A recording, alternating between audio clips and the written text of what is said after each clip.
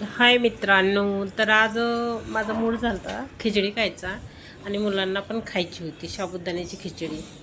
मग साबुदाणा मुरू घातला मी पहिल्यांदा आणि असा टमटम मुरलेला होता. नंतर त्याच्यामध्ये थोडंसं असं मीठ वगैरे टाकून घेतलं साबुदाण्यामध्ये आधीच.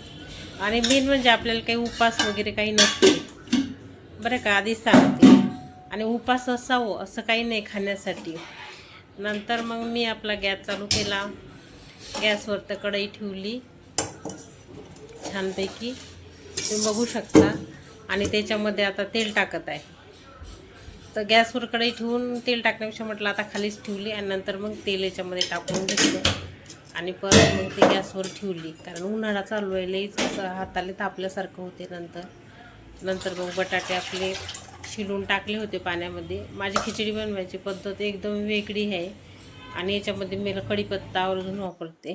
कारण ते साबुदाणा वातळ असते ना, त्याच्यामुळं ते म्हणजे कढीपत्ता वगैरे टाकला तुम्ही तर तुम्हाला प्रॉब्लेम येणार नाहीत बाकीची. नंतर आपले शेंगदाणे थोडेफार कुटून घेतले. कारण तुम्ही म्हणसाल तुझ्याकडं मिक्सर नाही का, तर माझ्याकडं मिक्सर एक सोडून दोन आहेत.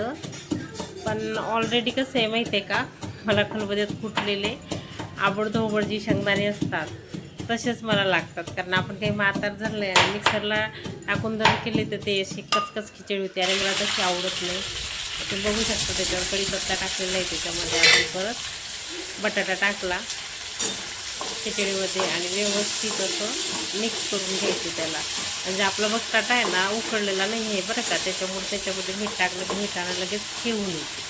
आणि उकळलेल्या बटाट्याची खिचडी मला काही आवडत नाही. ही माझी पद्धत आहे बरं का. आणि आपल्या यूट्यूबला जर तुम्ही नवीन असाल तर आपलं चॅनल सबस्क्राईब करा, लाईक करा, शेअर करा. आणि त्याच्यावर 5 मिनिटं झाकण ठेवलं आणि नंतर मग आपला ते साबुदाणा मुरलेला होता त्याच्यामध्ये टाकला आणि असा एकदम फिरून घेतला, बघू शकता तुम्ही.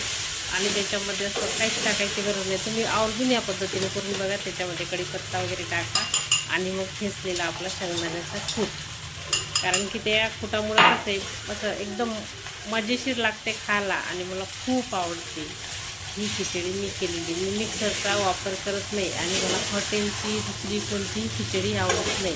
तुम्ही पण या पद्धतीने एक वेळेस बनवून बघा आणि कढीपत्ता आवश्यक टाका बरं का. त्याच्यामुळं कसं होते माहिती आहे का, ते वातड असल्यामुळं तुम्हाला ॲसिडिटी वगैरे काहीही होत नाही. ना तुम्ही बघू शकता फक्त 5 मिनटामध्ये अशी खिचडी कशी आपली एकदम लुसलुशीत आणि हे झालेली आहे. तुम्ही चेक करा बघा कशी आहे. तर अशा प्रकारे तुम्ही आवश्यक खिचडी करून बघा आणि आपल्या चॅनलवर नवीन असाल तर सबस्क्राईब, लाईक, शेअर करा आपलं चॅनल.